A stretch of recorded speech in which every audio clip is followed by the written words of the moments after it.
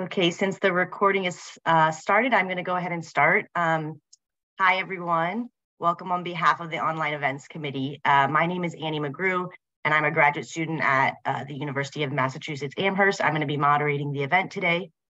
Today is our third event of our ongoing Feminist Economics of Global Reproductive Justice series.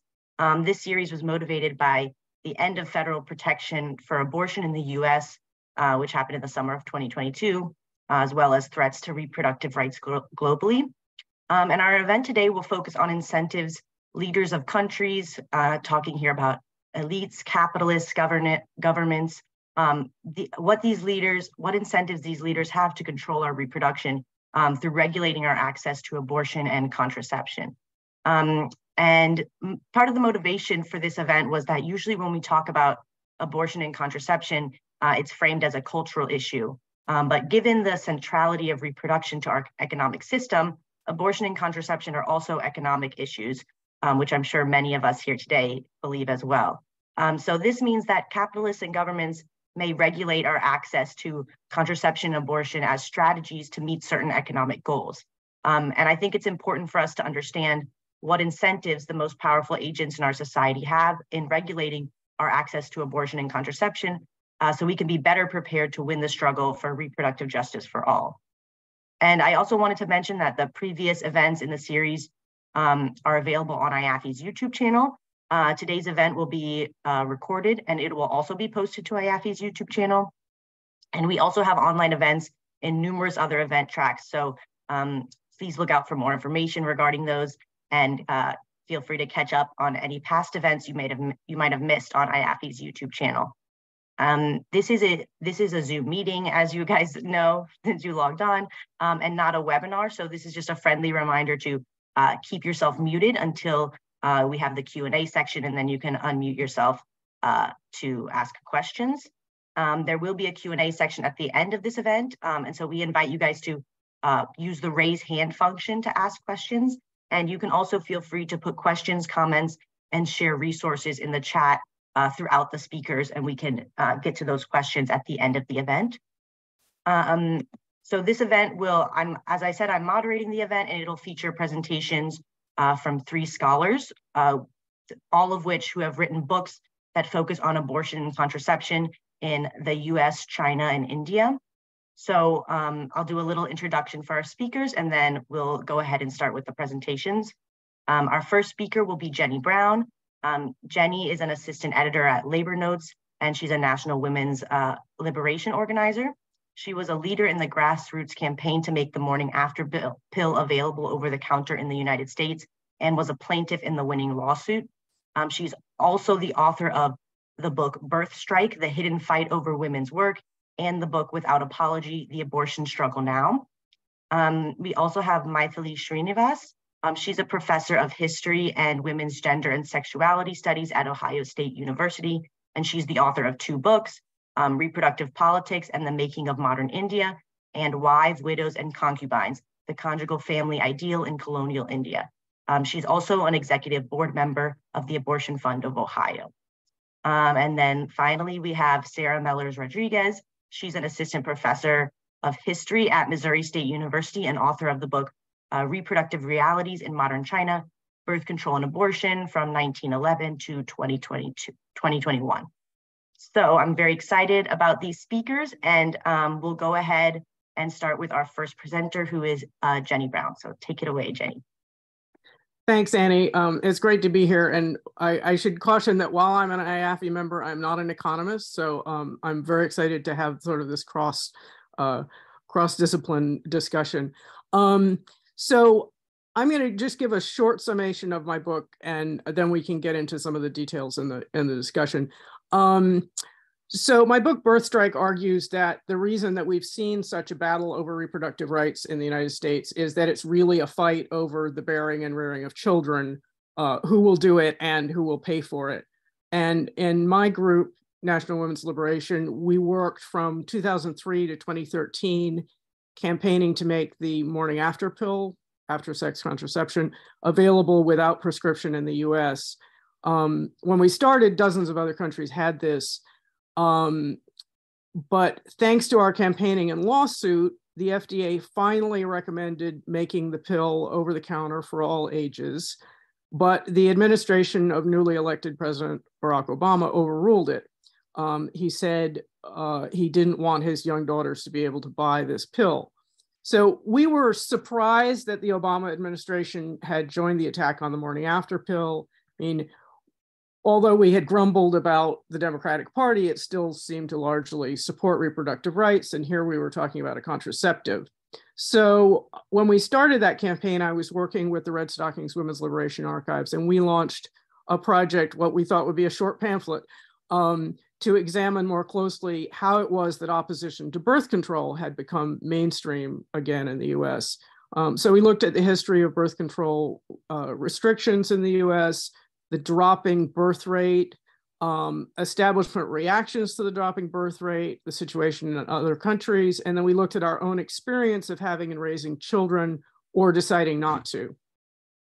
So for decades, of course, we've heard that abortion is a wedge issue used by Republicans to split working class Catholics from the Democratic Party, to excite a evangelical Protestant base. Feminist law professor Joan C. Williams explained a few years ago, quote, starting in the 1970s, Republicans have offered support for working class anti-abortion views in exchange for working class support for pro-business positions. I think we've all heard this view. So according to this view, politicians in the 1% really don't care one way or the other about abortion. They're really just using the issue to get votes. I think this could probably be retired now that abortion is illegal over half the country. So we looked at the history in 1873 when abortion and birth control were completely banned in the US. The chief reason was that the birth rate was declining. Married women were, as they said, avoiding the duties and responsibilities of married life, resulting in smaller families. The birth rate went from 8 children per woman in 1800 to 4 children per woman in 1900. So in people's lifetimes, they saw the birth rate going down. Political elites feared that women were abandoning their child rearing work at home to get jobs and agitating for equality. And they worried that Protestant native-born women were using abortion to limit their births, while Catholics and recent immigrants were having lots of children. So skip forward 150 years, and the US birth rate has dropped below replacement. It's now considerably below the 2.1 children per woman required for a stable population. And it's at a record low at 1.64 children per woman. It went down a whole point in the time that I was writing the book. And as in the 1870s, the US answer has been immigration. But to make up for the current drop, we need something like, well, estimates vary, but double to triple the immigration that we have now. And it's worth noting that immigration is displacing the work and costs of having and rearing children onto other mothers and other parents in other societies for the benefit of US employers and the US society. And sometimes the business interests are very explicit about this. I remember in the 90s, Ben Wattenberg used to say, immigrants are men and women who have been raised and educated on someone else's nickel. So it's sort of explicit about that. We compared ourselves to Europe. In Europe, where the birth rate is as low or lower than the US, even now, the birth rate is openly discussed as a problem by politicians and in newspapers, and efforts to raise the birth rate have mostly focused on making it easier to have children. In some cases, fully funding childcare seems to be the most effective method, but also providing long paid parental leaves, daddy quotas, that sort of thing. And then in some places like Turkey and Poland, leaders are attacking reproductive rights, but there it's with the open goal of raising the birth rate. And in other places like France and Sweden, where there are stronger feminist and labor movements, governments are providing support for parenting, and they've actually experienced higher birth rates as a result. And then some countries like Russia are doing both, increasing maternity leave and monthly government payments to parents, while at the same time gnawing away at access to abortion and contraception. But in all cases, the reasons for the policy are out in the open, unlike in the US. And in the US, the battle is framed as privacy, punishing women for having sex, religion, really anything but the work of having and caring for the workforce. Now, I speculate that this is because the second wave of feminism arose during the 2 decades when there was an elite panic about overpopulation. And that has set the tone for the feminist approach to the question ever since. Or we've seen it in primarily racial terms. So we can get back to some of those ideas. Well, in our group, the falling birth rate made perfect sense to us. Many of us were in our 30s. We could clearly see how the difficult conditions we faced were causing us to decide to have fewer children. And I remember in a consciousness raising meeting in 2015, as we went around the room, we discovered that several of us had stopped at 1 child because we found it to just be too difficult. The cost, the exhaustion, the double day of working 8 or more hours, then coming home and doing 8 hours of care work and cooking and housework.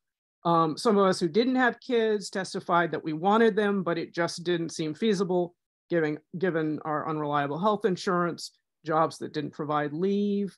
From watching our mothers struggle, we believed that it would put us in a sexist trap, having children, that would squeeze our lives. And then we found our spouses were hesitant too, spouses of all genders, given their work lives or economic circumstances. And 16 of these testimonies are in the book.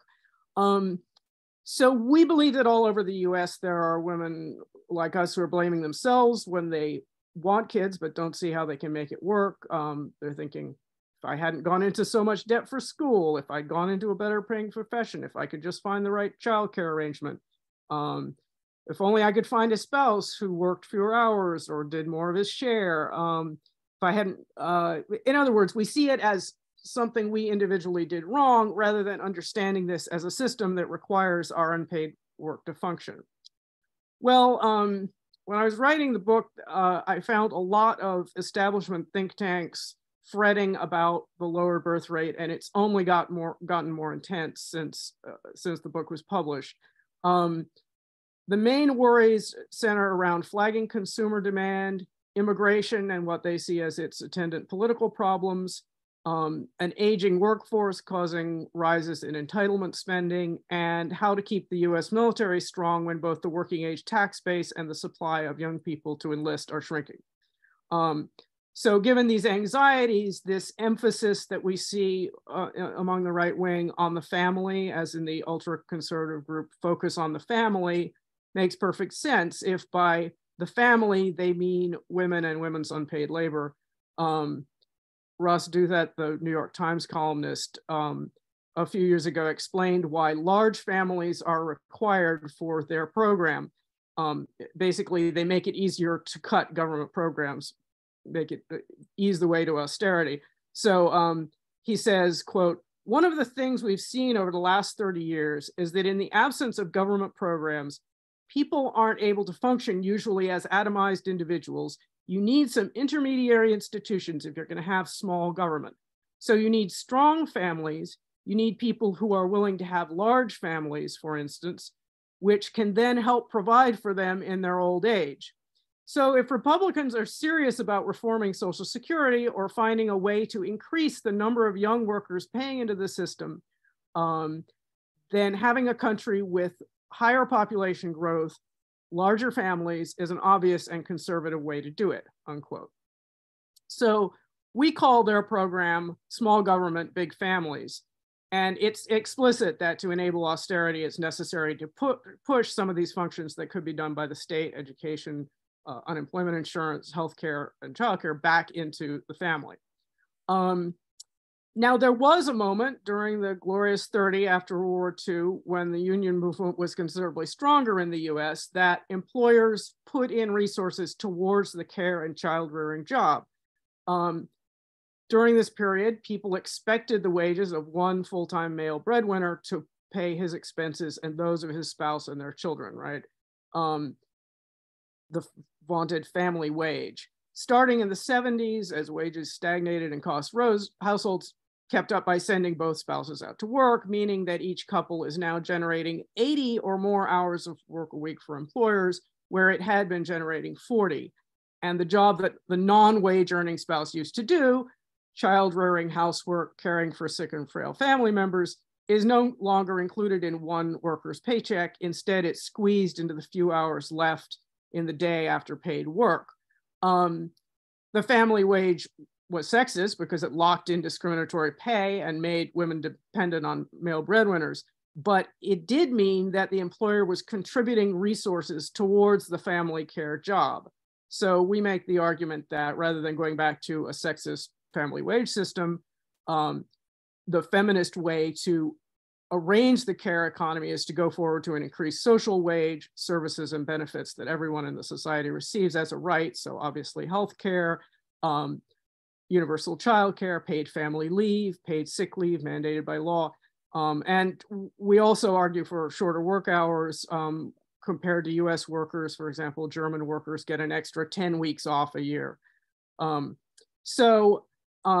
Annie said, as long as we think of the battle over abortion and birth control as primarily a cultural conflict in which two sides simply hold different worldviews, it's not really clear why corporate owners and establishment planners would have an interest one way or the other. But if we look at it as a fight over the production of humans, excuse me, how many, how fast, and at what cost, then it seems that employers as a class would have an intense interest, and they would especially care whenever they're called on to put in resources, as they are whenever we demand paid family leave or childcare.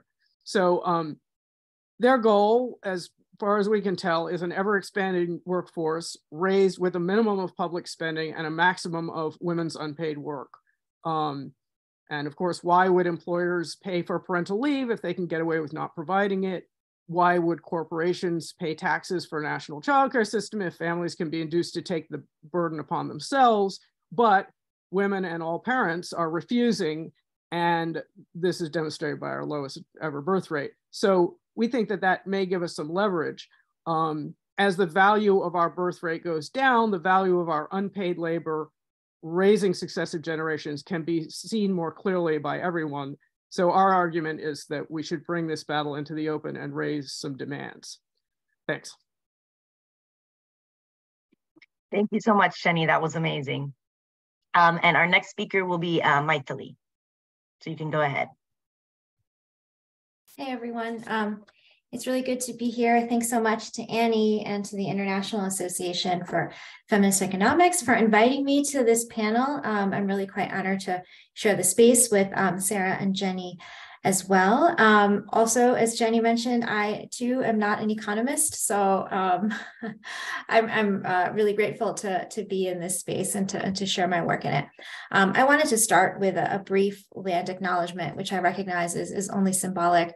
But I'm joining you today from Columbus, Ohio, which occupies the ancestral and contemporary territory of the Shawnee, Potawatomi, Delaware, Miami, Peoria, Seneca, Wyandot, Ojibwe, and Cherokee peoples. So as an employee of Ohio State, I want to honor the resiliency of these tribal nations and recognize the historical contexts that have and continue to affect the indigenous peoples of the land. So I was asked to briefly introduce my book, Reproductive Politics and the Making of Modern India. And I will say, I said in the beginning that I was not an economist. Actually, I'm a historian. And so the book is going to sort of take 10 minutes to really dive into the arguments that I make there. And I'm hoping that we can sort of pull back during the Q&A to take up some of the more contemporary questions that are structuring this panel. So broadly speaking, the book has its roots in how I experienced and learned about India as the child of Indian immigrant parents who were settled in the United States.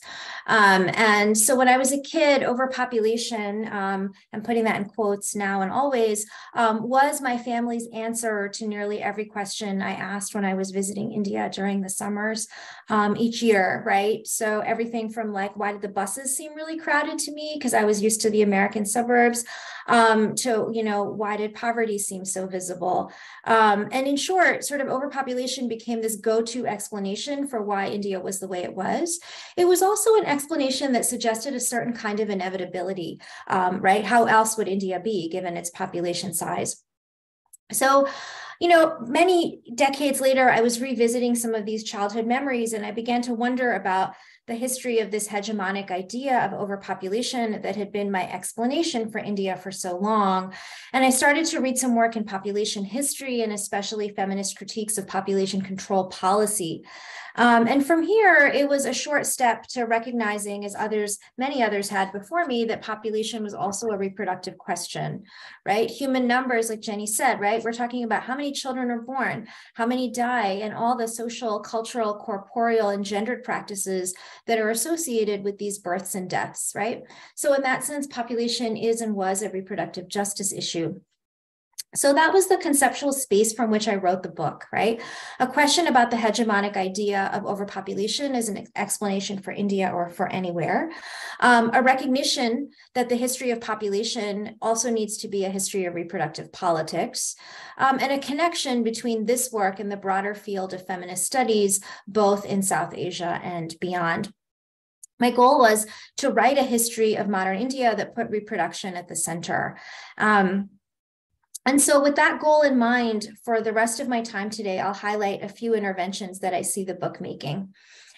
First, I'm interested in uncovering and thinking through a process that I'm calling economizing reproduction, that I believe had its origins in the creation of imperialist world systems in the 19th century, but whose logics continue out through to today. Second, I think a lot about the centrality of Indian reproductive politics to ostensibly global historical change.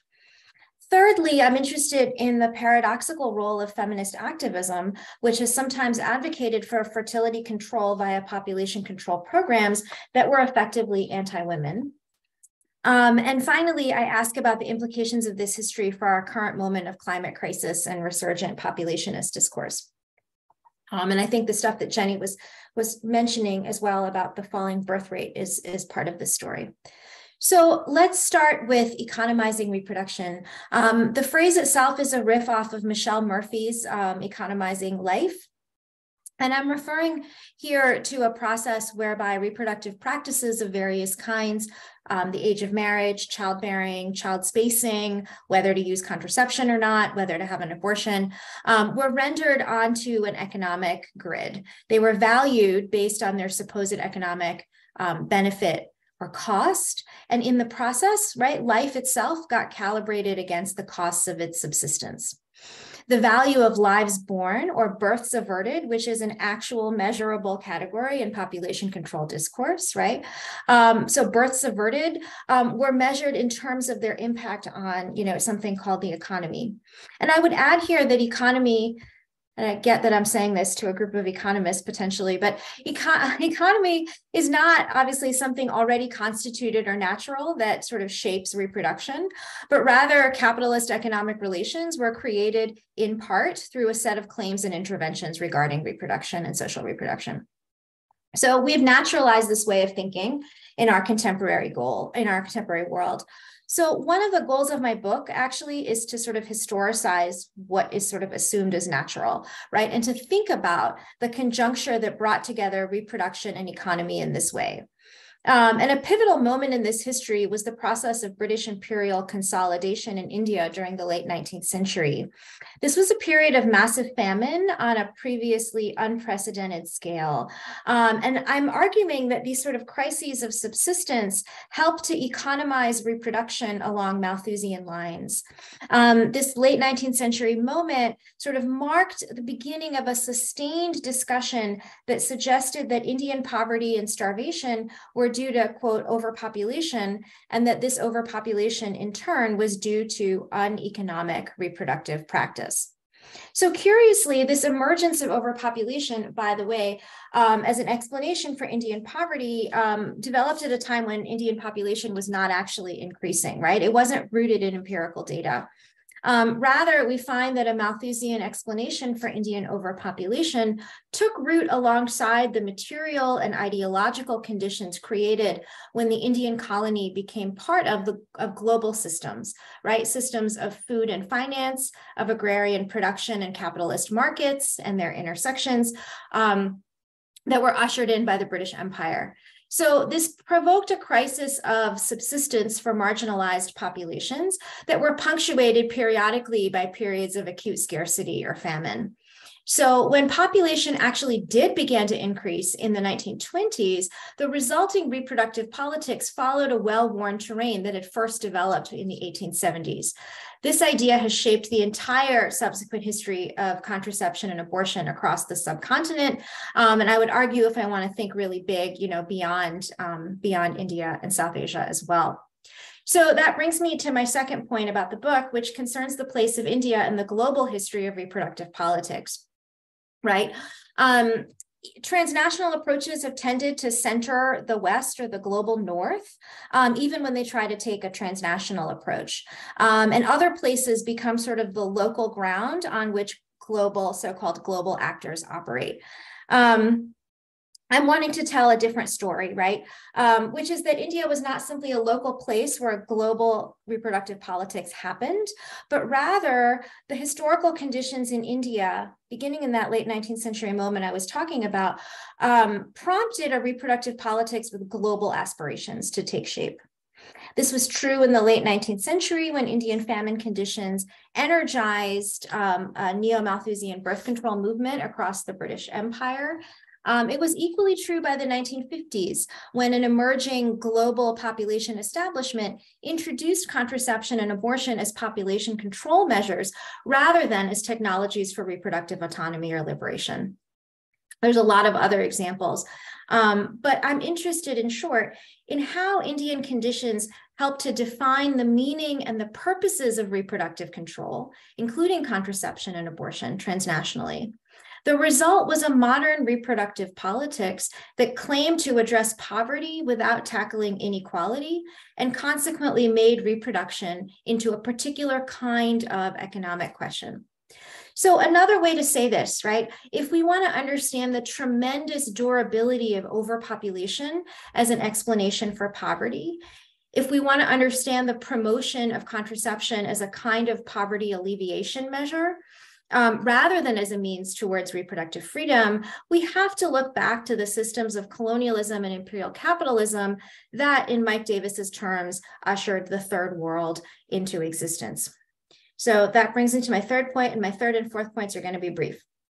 The history of reproductive politics implicates and is deeply implicated in histories of feminism.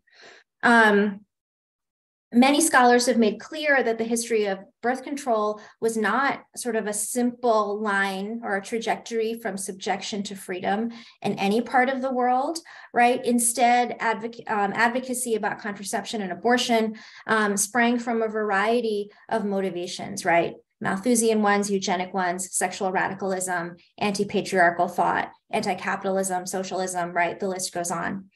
Feminist activists contributed to all these streams of thought about reproductive control. So there's no direct line connecting feminist contraceptive advocacy to a progressive politics historically. And so my book aims to build on this understanding by thinking about how organized Indian feminists in the early and mid 20th century actually played a pivotal role in this process by linking contraception to sort of alleviating poverty and promoting national development. But that in the process, in making these arguments, they often help to pave the way for state-led population control programs that would ultimately disregard the reproductive health and autonomy of women, especially of Dalit, Adivasi, and Muslim women in India, who are already the most marginalized. So I try to work through some of those questions in the book. Finally, as a feminist historian, I couldn't resist making some reflections on the present moment, though I stuck that in the epilogue because historians are always wary about talking about the present. And the process of economizing reproduction has continued and even been rejuvenated in our current era of climate crisis, as we all know, right? Birth control and family planning are now touted as the supposedly cheapest and easiest way to reduce global greenhouse gas emissions. There's an echo here that I think we really need to think about, echo of earlier claims to address poverty without tackling inequality, right? And instead control fertility as a shortcut to development. In our current moment, once again, right, those who have contributed the least to the problems of global warming, poor and marginalized women, are being tasked to bear its responsibility by curbing their fertility. And so once again, a focus on poor women's fertility and reproduction obscures the true causes of crises. So I'm going to end there, but I'm happy to take up any of those points in the Q&A. Thank you. Thanks so much, Mythili, for a very interesting presentation. Okay, so next we will have Sarah, and I think she's going to share a screen and has a presentation for us. Okay. Can everyone hear me? Thank you so much for having me here today. I'm honored to be among economists, despite not having done that well in college economics. So my research focuses on the history of abortion and contraception in China from the early 20th century to the present. And I particularly focus on how women experienced and navigated China's shifting population policies. In terms of the content of today's webinar, my work shows that regulating reproduction is not only essential to capitalism, but it was also an integral part of the calculus of labor productivity under Chinese socialism. I demonstrate that even at the height of Chinese socialism, there was this ongoing tension between women's roles as productive members of the workforce and expectations that they would raise children and facilitate social reproduction.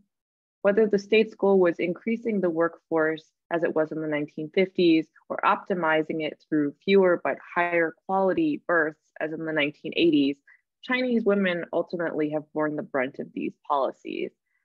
The official position of birth control and abortion in China has fluctuated significantly over the last 100 years. So this presentation is going to offer, I'm sorry, you can see yourself, is going to offer an overview of the history of state policies regulating reproduction in history. So China's last dynasty fell in 1911, the Qing dynasty, and was replaced by the Republic of China in 1912. In the early 1920s, very similarly to the United States and India, eugenic discourses linking individual health to national strength started gaining currency, and the visit of American birth control pioneer Margaret Sanger to China and later India in 1922 further fueled this elite preoccupation with using contraception to improve the quality of the population. So while sterilization and abortion were actually technically prohibited, contraception was neither explicitly endorsed nor banned at the national level. And in reality, though many of the medicines that were available were neither safe nor effective, actually a wide variety of contraceptive and abortive medicines were available to women in urban China in the early 20th century. For some historical pics, here we have an ad for a birth control product. I love this picture with the ensnared stork. Here is another ad for Lady's Friend. She can take it secretly and not have to have children. It's a birth control suppository. And then good old fashioned imported Durex condoms.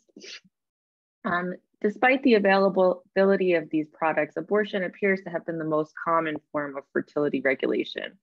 And primary reasons for using contraceptives or undergoing abortion would have been poverty, not wanting an affair or premarital sex to be discovered, fearing the loss of a job due to pregnancy, or concerns about the detrimental social implications of premarital sex. Although all types of urban women appear to have been undergoing abortions or using abortifacients, the majority of abortion seekers caught by the police and tried were working class individuals. Wealthier women were able to kind of hide from the police more easily. Moving forward, in 1949, the Communist Party established the People's Republic of China, which is still in existence today. And at that point, the government severely limited access to birth control because it viewed a large population as the key to having a large and strong workforce. This was following the Soviet model. So women were encouraged to have as many children as possible. And actually, women who had above a certain number, I think it's 9 children, were actually given financial rewards. You can see in this propaganda poster from 1954, the ideal is that the mom stays home with her 4 ruddy-faced children who are going to go to school, and dad is happily biking off to work.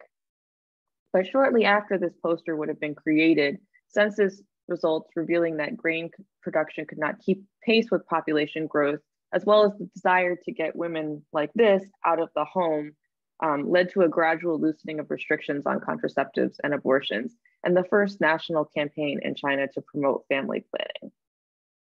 In that context, the government made a sort of its first official effort to educate people about sexual wellness and family planning. But the results, as you can imagine, were very uneven, with urban people and party cadres having better access to information and reproductive health services than their rural and poor counterparts.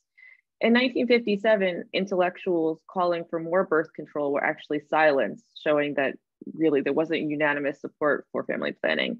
And in 1958, the Communist Party launched what's known as the Great Leap Forward, which was this campaign, this idealistic campaign to enact rapid industrialization and agricultural collectivization that resulted in approximately 30 million or more deaths in 3 years, mostly due to man-made famine.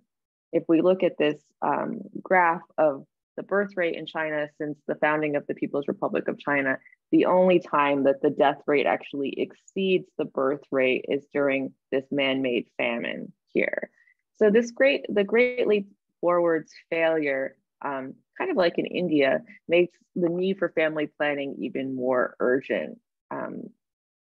And the state begins encouraging late marriage or delaying marriage to shorten the time in which individuals are able to reproduce, because there's an assumption that people only reproduce when they're married. So if you delay marriage, you're also delaying reproduction.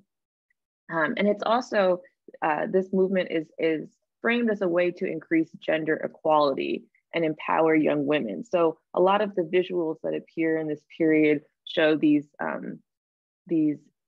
women who now, they're no longer confined to the home, but now they have the opportunity to do industrial work. They can work in agriculture. They can even become kind of like homegrown scientists. So what's good for the nation is good for individual women's rights as well. Women were also promised childcare. That's one of the great promises of Chinese socialism, is this universal access to childcare that's supposed to help women balance work and motherhood. But in most cases, the state could actually not deliver, and it left individual mothers to shoulder the double burden, always saying that there was not enough people available to care for the children.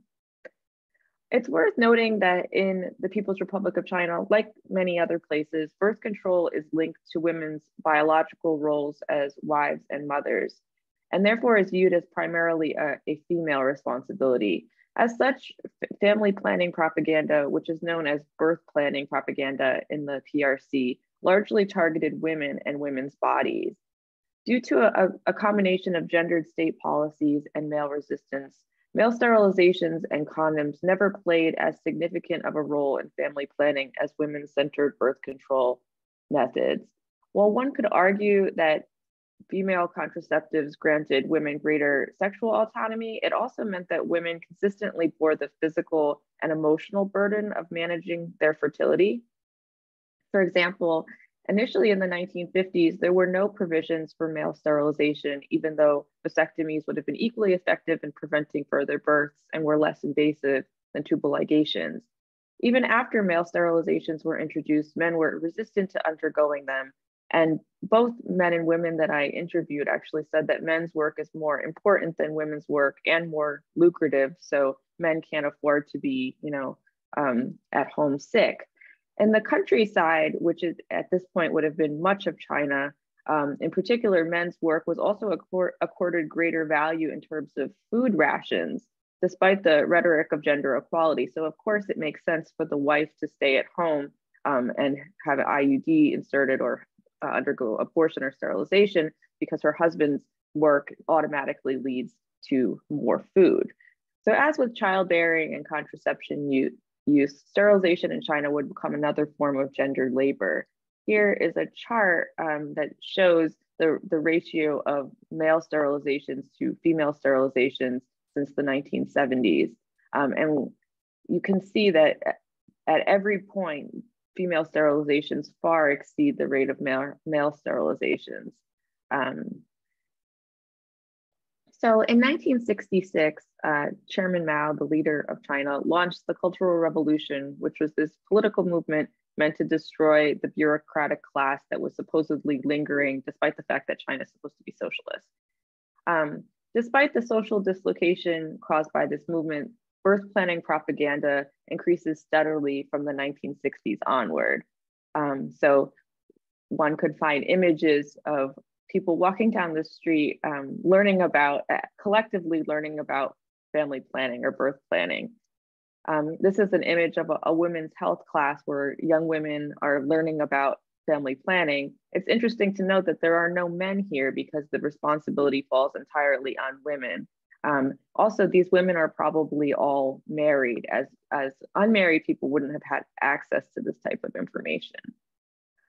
Believing that the only way to strengthen the economy and raise the standard of living was through population control, the state tightened restrictions on births incrementally throughout the 1970s. Yet, policy enforcement continued to be extremely uneven. So in many cases, married urbanites, like the women here, were encouraged and later forced to undergo or to practice family planning. Unmarried rural people were punished for practicing it. In 1978, after the death of Chairman Mao, the government began dismantling the collective economy and introducing market-based reforms. And the state briefly encouraged people to have 3 children under the later longer, fewer policy, 2 children under the one is best 2 at most policy, and then eventually just 1 child, as is famously known with the 1-child policy in 1979. The implication being that if you have just 1 child, it not only will lead to scientific and technological modernity, but these ruddy-faced, chubby little babies. A system of punishments and rewards was used to enforce the policy, with 1-child families being given privileged access to education, healthcare, and housing, while punishments for violating the policy ranged from fines to mandatory abortion and sterilization, which you've probably heard of. In 1984, restrictions were relaxed in some places in response to rural resistance to the policy. And after that, only about 1/3 of the population continued to fall under the original 1-child policy, yet the name endured. And to bring this up to the present, in 2016, in response to the steeply declining birth rate, the 1-child policy was formally replaced with a 2-child policy. And then in 2021, the policy was again relaxed and turned into a 3-child policy. Now, with a rapidly aging population, the government is now encouraging, once again, larger families to support the elder population and supplement the dwindling workforce, which is essential for China's economic hegemony. Moreover, the government is particularly concerned about maintaining the heteronormative nuclear family unit as the basis for social stability. So it's controlling what types of people are also reproducing. As with birth control, natalist policies today largely focus on women. So far, efforts to encourage young women to have more children have not borne much fruit. The high cost of raising and educating a child, kind of like in the US, educated women's emphasis on independence and career advancement and recent efforts or recent memories of the brutality of one-child policy enforcement have made having smaller families more desirable. The government also has made little effort to ameliorate the conditions that make childbearing so burdensome. Instead, quite controversially, the state council actually recently suggested that abortions should be limited to those that are medically necessary. Although for much of recent Chinese history, abortion was widely available and sometimes even mandated, in some ways the end result has not significantly differed from circumstances in countries that limit access to abortion and contraception. In either case, we see women bearing the brunt of state policies that privilege these political and economic agendas over reproductive autonomy. Without improvements to social services like education, healthcare, and childcare, these policies in China anyway seem to be simply reproducing existing socioeconomic and gender inequalities. So unfortunately, modern Chinese history shows that patriarchal social norms and the blind pursuit of state goals, whether under Chinese communism or capitalism, appear to disadvantage women. Thank you so much. Thank you so much, Sarah. And thank you to all of our speakers for really interesting presentations. I think that despite the presentations being on 3 different countries, there are a lot of similar themes throughout these presentations. And what I appreciate most about these presentations is they problematize thinking about access to abortion and contraception as being sufficient for reproductive freedom, because we really need to understand what the context is within which women are making these decisions and whether there are forces pressuring women to limit their fertility. So with that being said, I'm going to start with a few questions for the speakers, and then we will open it up to Q&A. So my first question is, so Jenny, in her presentation, she focuses more on capitalist interests in focusing in controlling reproduction, while Maithili and Sarah focus more on the state and nation building. And so I'm wondering if the 3 of you can talk about the role of capitalists versus the state in controlling reproduction, and whether they share similar or conflicting interests. And we can just go in the order where you guys presented, so we can start with Jenny. Great, yeah, thanks. These are great presentations. To Annie's question, you know, this has been, I think this has been, it really starts with the universal enlistment of armies in Europe, which really starts after Prussia uses that itself as an example, and then France follows suit. So in particular, states wanting soldiers are very much a late 19th century and early 20th century phenomenon. And in the US, that starts really with the US becoming an imperial nation. So you have Teddy Roosevelt giving awards to families with 12 children and giving speeches to mothers clubs trying to get them to have more children. And early 20th century sociologist Leda Hollingsworth called this, you know, encouraging births for national aggrandizement. So I think we are actually explicitly in that situation again in the US. Military planners definitely are worried about the number of young people available to enlist going down. And then you even have liberals like Matt Iglesias arguing in his book 1 Billion Americans for much higher birth rates, essentially to compete with China, although he doesn't really say whether it's a commercial or a military conflict, seems to imply that it's commercial. So I think in terms of the state in that way, there's definitely, I think it's definitely congruent with the desire of capitalists in general, both finance and production capitalists to have more reproduction. So I think there are congruent impulses in both cases.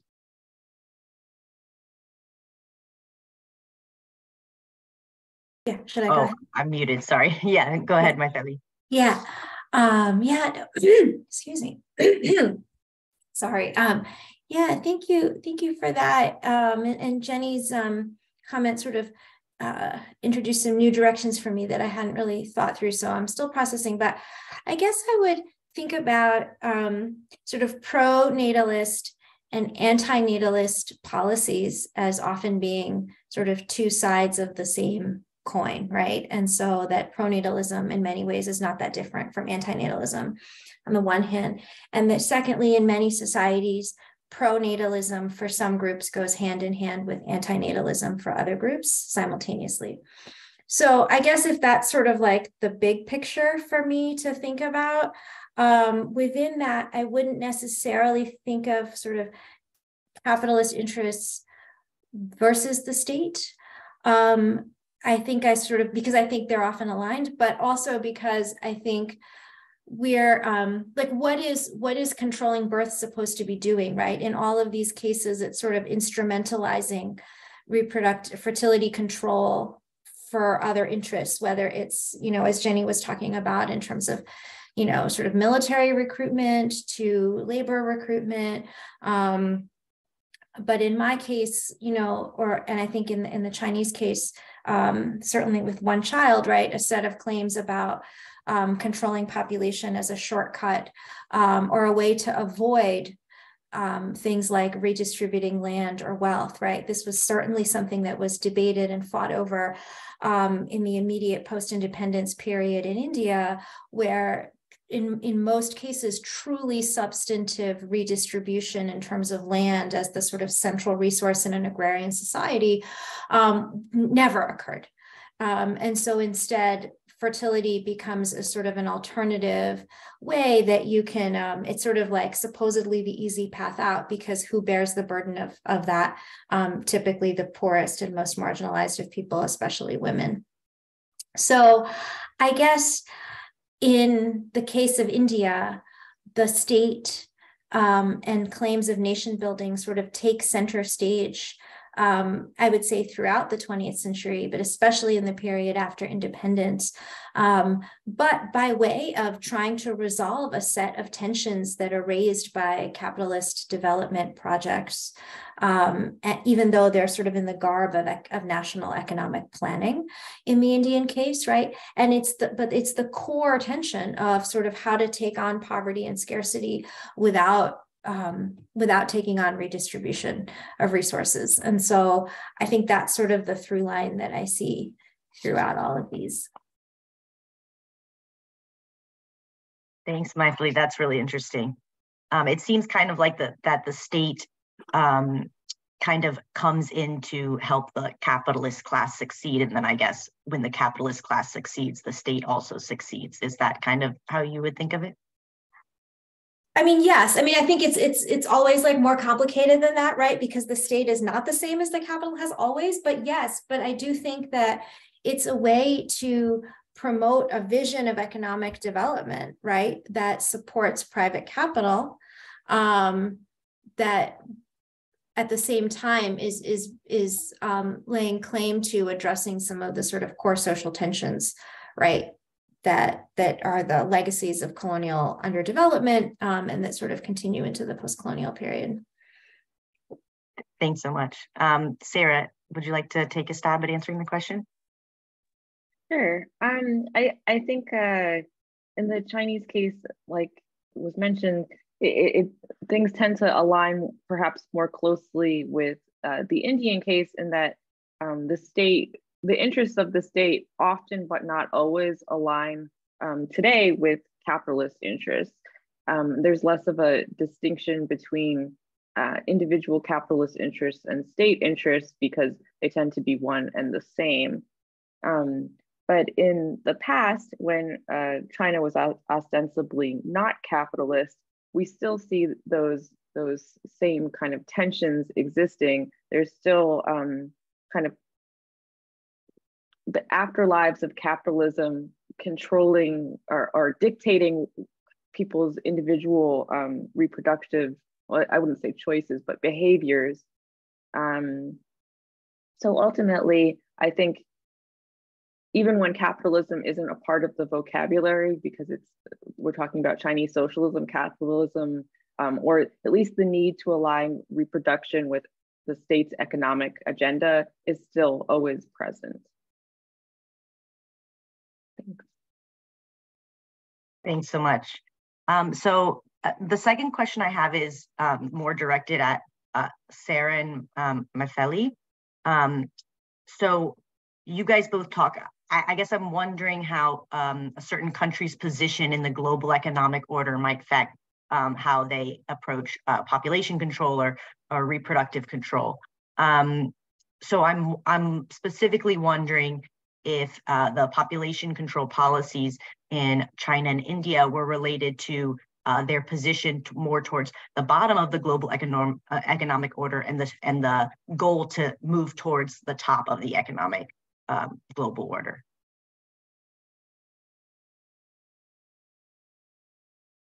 Oh, sorry, Sarah, you could go first this time. Okay. So I think that this is an excellent question, and it speaks to a central facet of the conversation about reproduction and pronatalism or antinatalism in China, and that reproduction was always deeply tied to Chinese elites' kind of concerns and fears and anxieties about their status in the global world order. And this isn't even something that just dates back to like the Cold War. This can be dated back to at least the early 20th century. So controlling reproduction was always seen as either encouraging it or discouraging it was a way of improving China's status globally, of improving the economy, of improving, to be kind of blunt, the way that the white European and Anglo-American people perceived Chinese modernity. This is all tied in. So I would say in the case of China, fears about not being able to catch up economically and not being received as a valid part of the global order was central to pushing for these really aggressive top-down policies that might not have been deemed accessible or necessary in other parts of the world.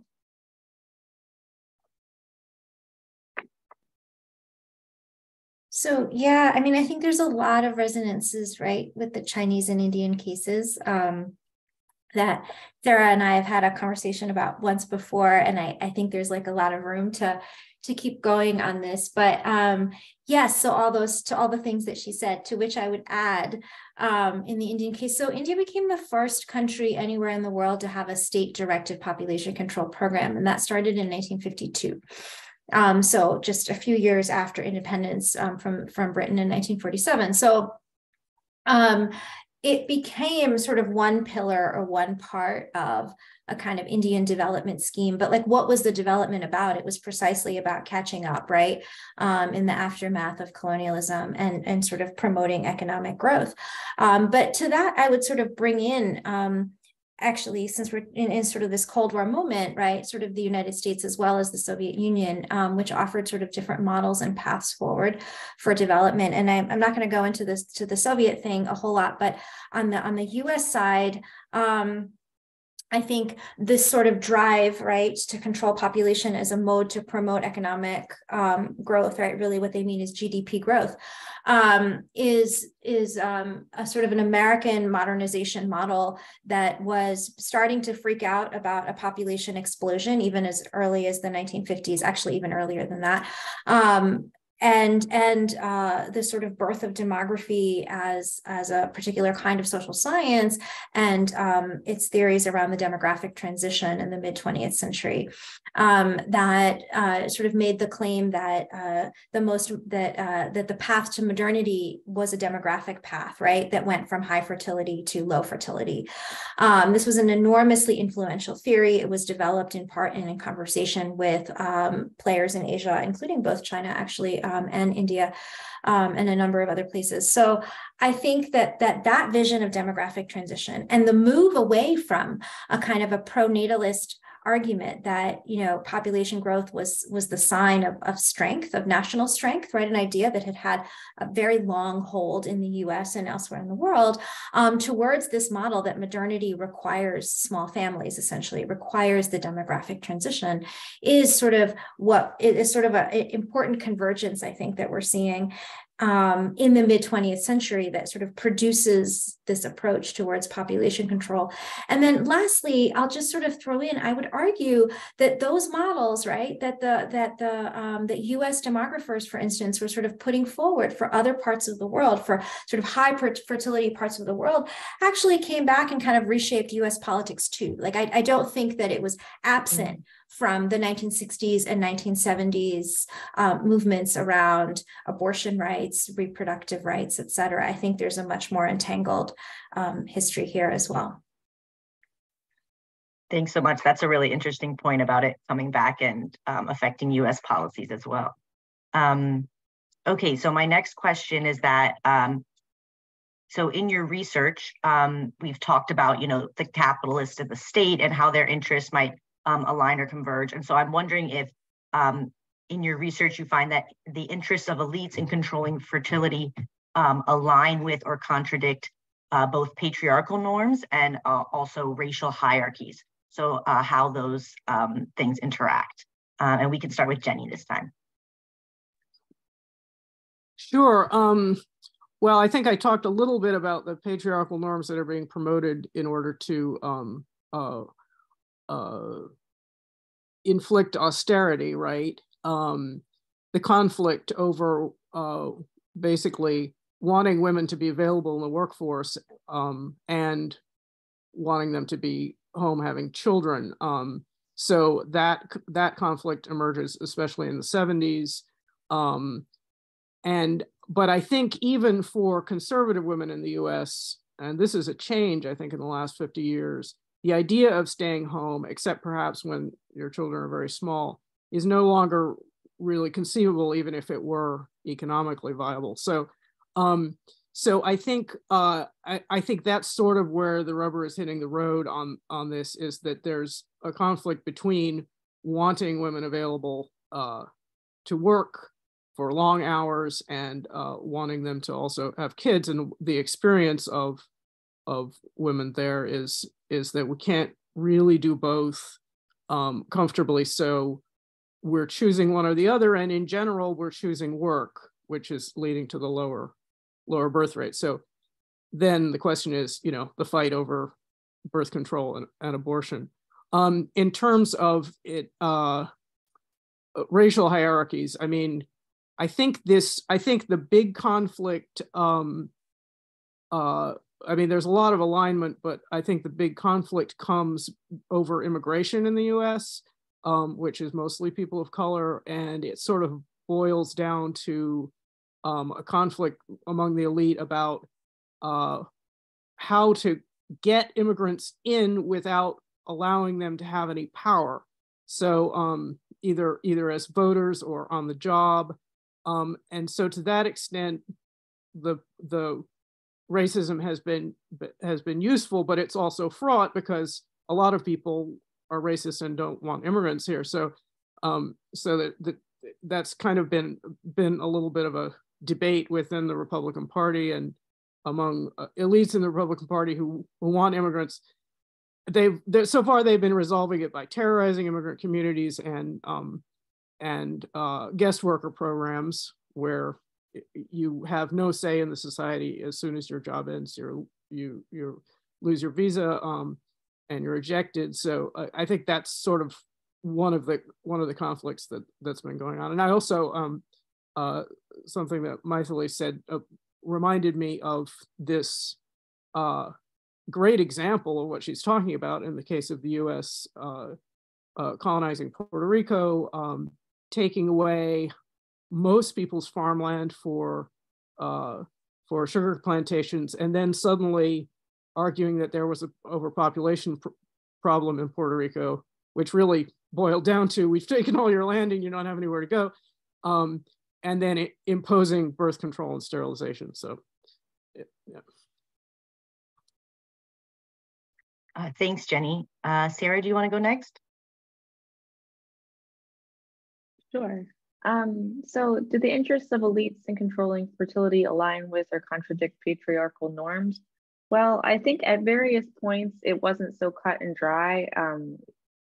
The kind of feminist contingent of the Communist Party, whether under capitalism or communism, at various points held quite a lot of power.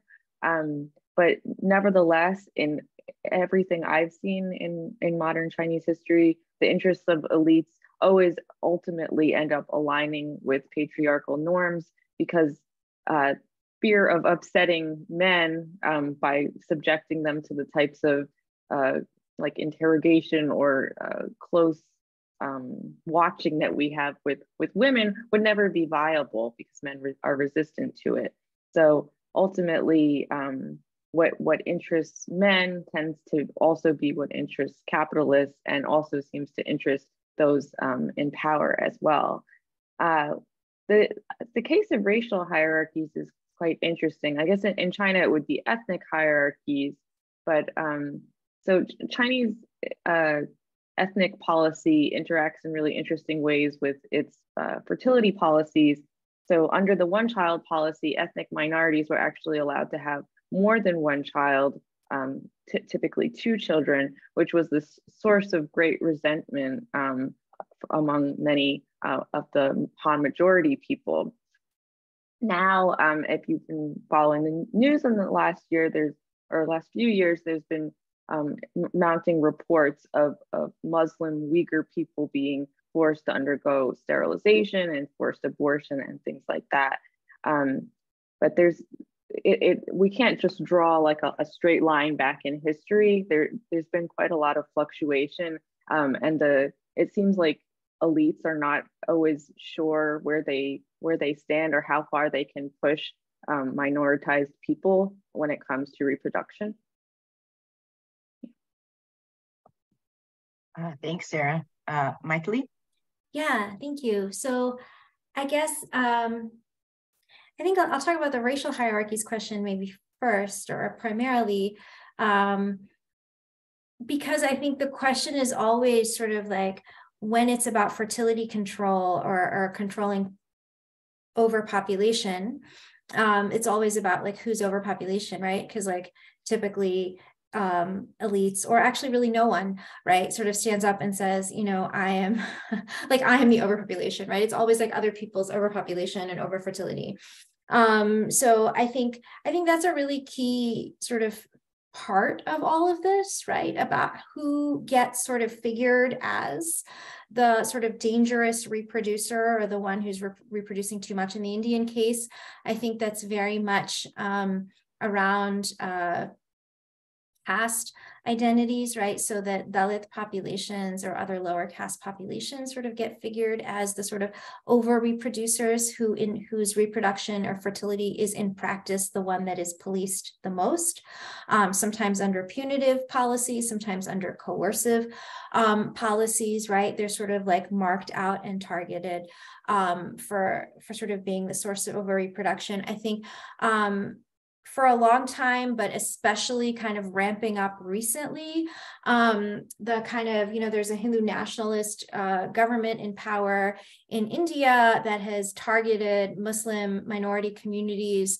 in all kinds of ways. And one sort of site of that targeting, and I think a really important one, has very much been around fertility and kind of a myth that, you know, Muslims are reproducing at a higher rate than Hindus has become a sort of way, and I just want to emphasize the myth part of that, but has become a way to kind of target Muslim populations as well, right? So it becomes this kind of sort of stick with which sort of the most marginalized populations get beaten down. And I think that right now in India, this is sort of in the context of kind of rising, really kind of Hindu fascist policies that are targeting Muslims, like this is sort of a really key part for us to be thinking about and aware of.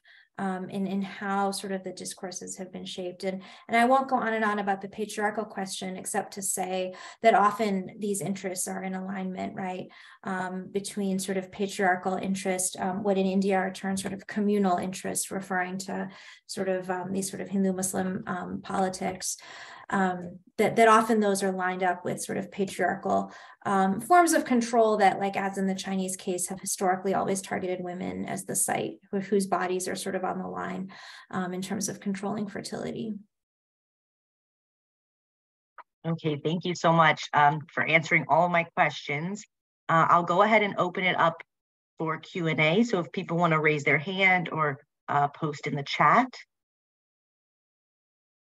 Okay, I see someone with their hand raised.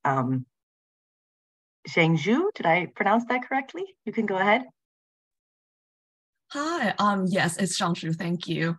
And this question is for Dr. Rodriguez. And I was just wondering, like, what are your thoughts on the relationship between the increasingly relaxed population control policy in China and women's access to, especially lower class women's access to education and the productive labor force?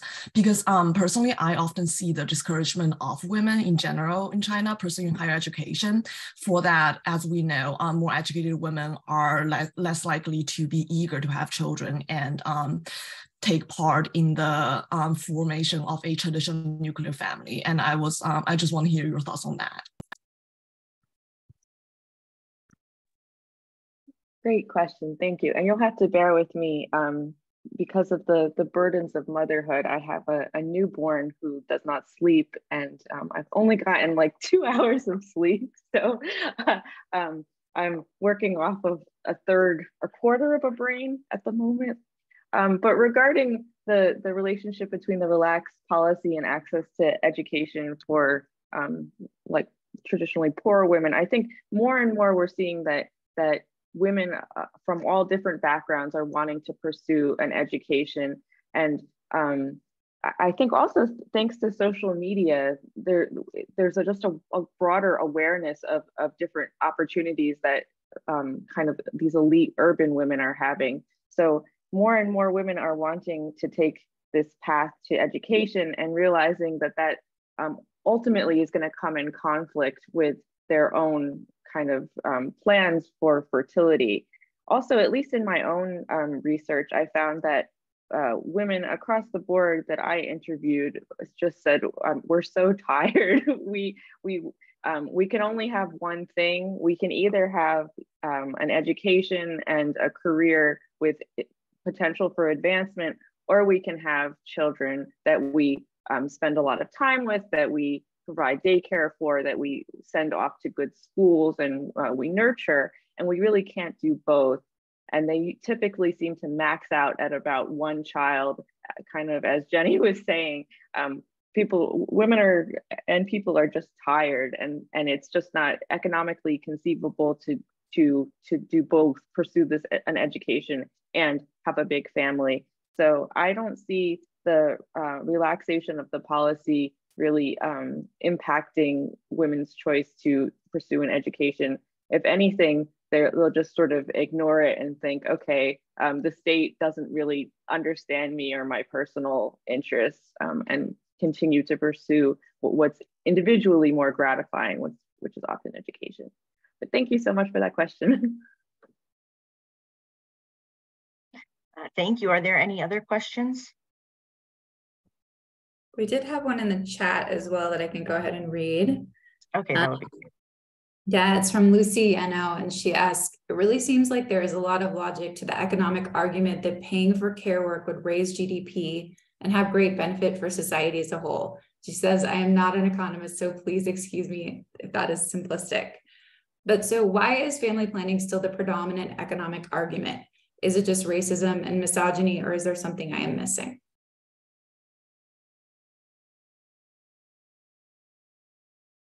Yeah, I think the conflict is around who is going to pay for example, childcare, and employers definitely don't want to give us paid leave. They barely want to give us unpaid leave.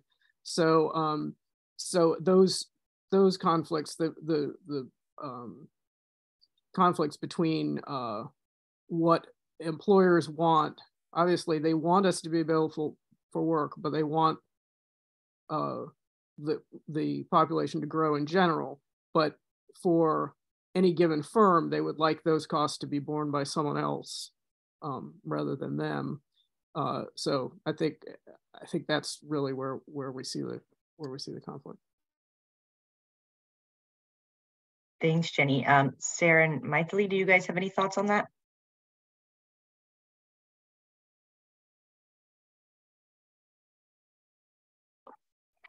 I mean, yeah, I mean, I think, yes. I mean, I think the thing that Jenny said is sort of the core thing, right? Who would actually pay for that?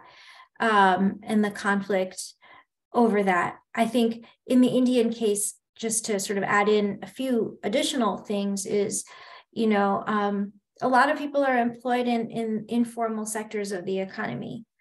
So there's even sort of tremendous logistical, also not an economist, but what I imagine to be sort of tremendous logistical hurdles that can be overcome if there's a will to do so. But it's not a state level policy would not automatically actually reach to huge percentages of the labor force, right? So I think that would be another kind of key piece to keep in mind. And then finally, you know, I'm sort of maybe belaboring this point, except to say that the ongoing concern, I mean, at this point, India nationally is sort of approaching sort of a replacement rate of fertility, and many states are below that or at that level. But despite that, there is still like this real concern about just the sheer numbers, right? And so family planning is often family planning, top-down family planning, state-led, is very much around sort of reducing numbers, right? That idea remains sort of a core principle in and of itself. Thanks so much. Okay, so I think we have time for 1 to 2 other questions. If no one else has one, I have one I can ask. But I'll give the audience a chance first. Okay, I don't see anyone with their hand raised. So I think this might be a good question to kind of wrap up the event. The question is, what do you guys think, and I know this is a big question, but what do you think are the preconditions for reproductive freedom? And do you think that reproductive freedom is possible under capitalism? And do you think it's possible under, because a lot of times we talk about, you know, nation building and reproductive control. So do you think it's possible within nation states? I don't know who wants to start. We'll start with Sarah, maybe, or Jenny, you unmuted yourself. You can go ahead. Yeah, that is a really big question. I mean, I think one of the things we've been trying to promote is the consciousness of the value of our reproductive labor, because to some extent we're told that, you know, children are your own responsibility. If you're not well situated financially, you shouldn't have them. This is sort of the many people who promote birth control even talk this way, rather than seeing it as a needed work that contributes to the society in a way that no other work contributes. And so if we understand that, and I think as the birth rate has gone down in so many countries, we've started to understand the value of our labor. I think that's sort of a consciousness thing for the feminist movement and other working class movements. I think a powerful working class movement is also necessary with that feminist element, but it will always remain unstable as long as we're in societies that are imperialist. And I mean this both in terms of trying to control countries outside their borders and also control populations within their borders. So I think of Turkey and the Kurds, for example. So I think that is completely, without dealing with that, we're not going to be able to deal with, we're not going to be able to get true reproductive freedom. We may be able to unstably and inconsistently win some victories, but I don't think we can get the whole thing. Thanks, Jenny. Mythili, you want to go next? Yeah, sure. Thank you for that really large and thought-provoking question. I'm actually going to switch gears and maybe talk instead about my work with the Abortion Fund of Ohio, which is, like, as the name suggests, is sort of provides funding to people who need abortion care, who are unable to access that care without financial support. So I was thinking about this, and, you know, while in a way it's the most sort of abortion funds are the most sort of stopgap measure, right? They're kind of like a final safety net in a society that doesn't actually value reproductive autonomy or choice or justice enough to support people's ability to access abortion care. So in a way, it's a stopgap measure. It's a certain kind of emergency measure. And we've seen the need for it even more so, you know, post the Dobbs decision, right? Because if you have to cross state lines, et cetera, it becomes even more expensive and even more difficult, if at all, to be able to get an abortion procedure. So that said, right, I've been thinking about, going back to Jenny's point about sort of consciousness and sort of thinking about what else an abortion fund does, and sort of the radical promise, I think, is arguably an anti-capitalist one, right? Which is suggesting that there is, that your financial status should have nothing to do with the decision that you make about getting an abortion or not.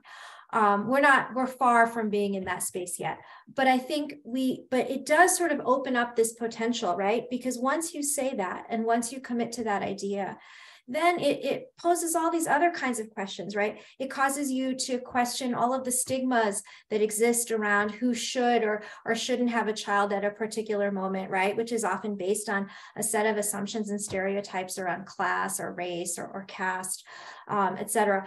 And so it's sort of, I mean, I'm just sort of thinking of my own trajectory and sort of my work over the last 5 or 6 years with the Abortion Fund, and thinking through how a kind of radical commitment to access, regardless of your class or your financial resources, actually pushes you to think differently about what abortion care is and who it's for, and why we should have it. So I don't know what the preconditions are to reproductive freedom, but I do know, but thank you for asking, but I do think that the things that we're sort of doing in our space maybe can help us to imagine better what those conditions might be.